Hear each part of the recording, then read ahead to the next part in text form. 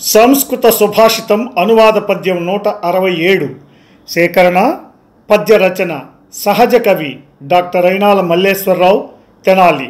గానం గాన కళారత్న శ్రీ వెంపటి సత్యనారాయణ తెనాలి. ప్రోత్సాహం గీతాబంధు శ్రీ గోలి లక్ష్మయ్య గుంటూరు.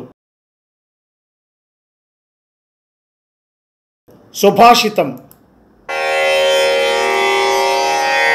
ఆత్మానమనుశోచత్వం కిమన్యమనుశోచసి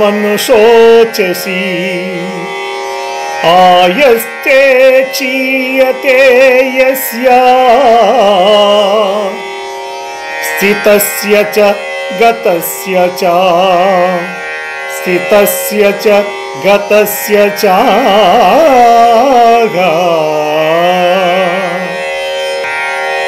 భావం: నీ కోసం నీవు ఆలోచించు, వేరే వారి కోసం బాధపడతావెందుకు?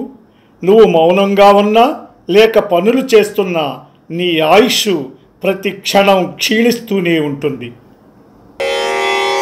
నీవు యోచించుమెప్పుడు నీ కొరకును బాధపడదవేల సతము పరుల కొరకు.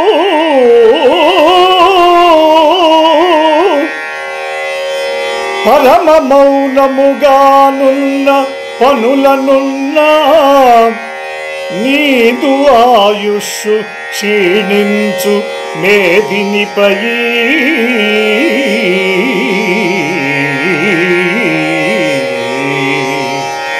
నీదు ఆయుష్ క్షీణించు మేదినిపై.